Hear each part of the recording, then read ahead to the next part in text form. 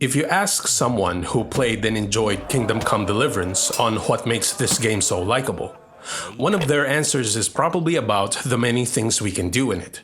By the time Henry makes it to Rattay, the gameplay opens up with numerous activities and side quests accompanying the main ones. Those are just a few marked on the local map. There are many more out there just waiting to be discovered. In the face of all these options, choice paralysis is a possibility that new players might face. So in this video, I'll give you my suggestions about things that should be done first, which aims to make the rest of your playthrough much more enjoyable.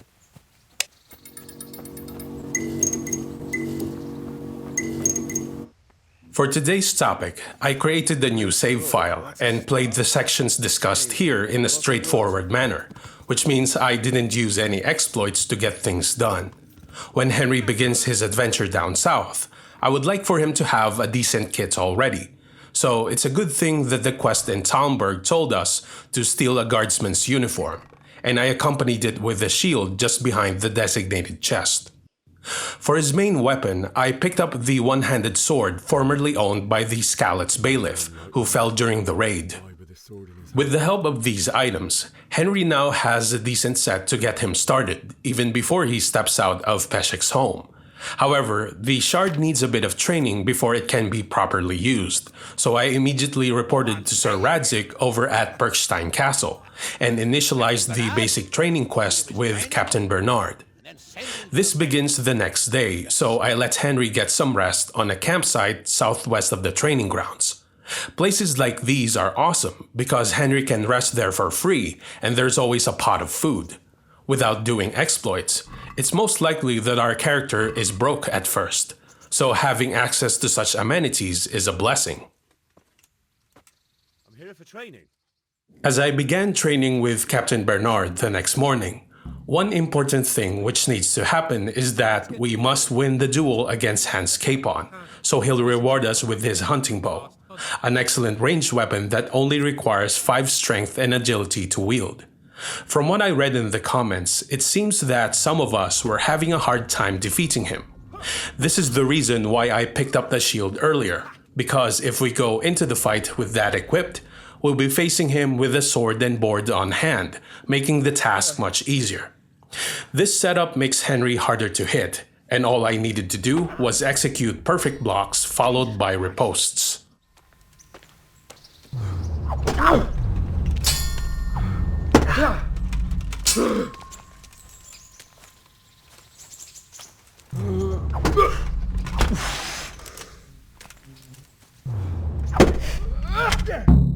Well, you got the better of me this time, blacksmith.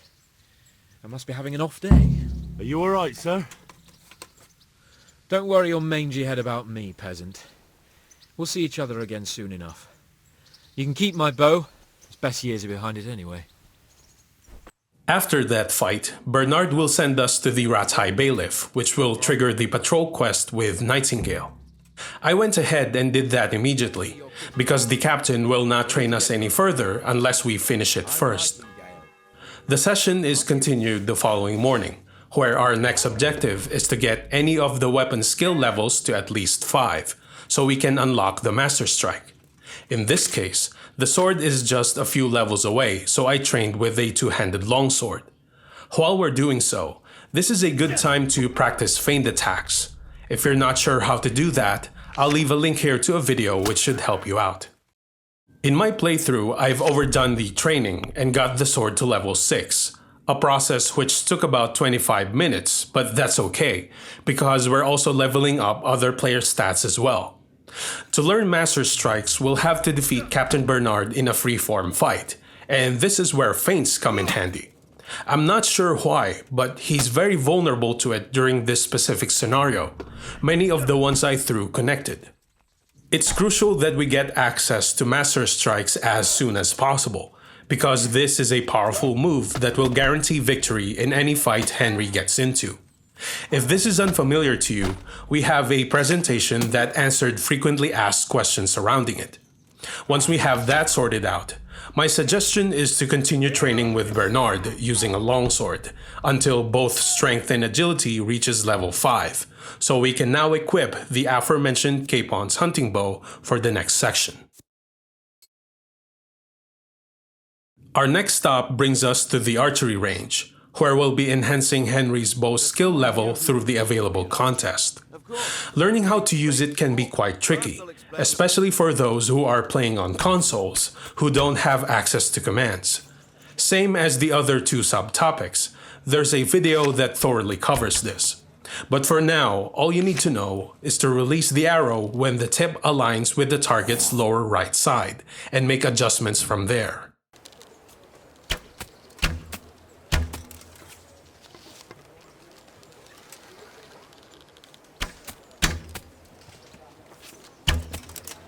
The low-stakes beginner difficulty was perfect for orienting myself with the target, but when I got the hang of it, I moved up to advanced, which strikes a good balance in terms of challenge, amount of reward groschen, and the time it takes to finish each round. End of game. Henry is the victor. It's highly recommended that we engage in this activity until Henry reaches bow skill level 5, so we can discard the vambraces for other gear if we wish, and by then Henry's aim is a lot more stable as well. However, be forewarned that this will take time. In my playthrough, it took about an hour to reach that level, and I managed to earn around 2,000 groschen, which is just about right for the next step.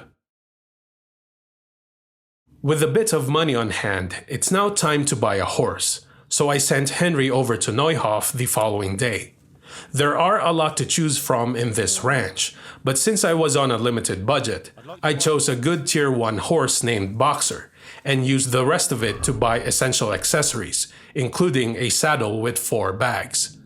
From there, I proceeded towards Ujits, remembering to pick up some free stuff that I could sell along the way, which I then used to pay the town scribe, so Henry could learn how to read, our last essential requirement. With what we've accomplished so far, traveling in general is of course a lot faster thanks to our horse, and we should be able to defend ourselves just in case we run into trouble on the road, because we already have a decent starter kit as well as combat skills to boot. When it comes to quests, one of the early main ones involve accompanying Hans Capon on a hunt, and while having a ride is entirely optional in this mission, I assume most of us don't want to suffer the indignity of having to walk all the way towards the hunting grounds while he trots on a horse. I certainly don't want that.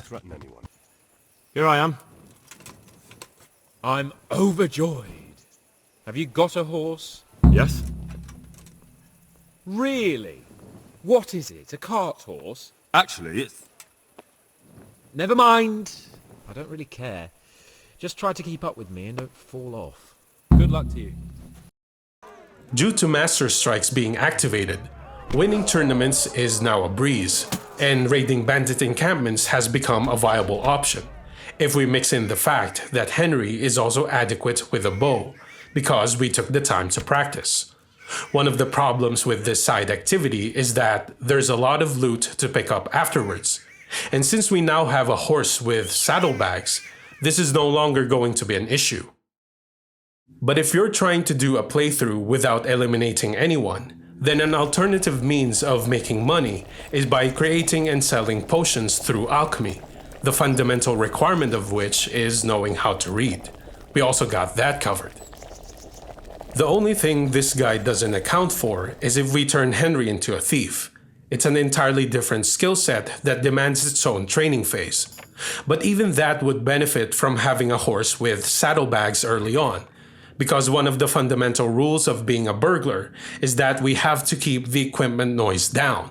So instead of stashing his armor set in an item box, we can just place them on the horse's inventory and retrieve it without much hassle. We can also put stolen items in there as well, although guards will see them if they decide to frisk you, so be careful. As you can see, almost anything we pursue from that point onwards will be a lot more streamlined. So the next time you start a new game in Kingdom Come Deliverance, Consider spending a couple of hours getting these tasks done first, so you'll have more time for fun afterwards.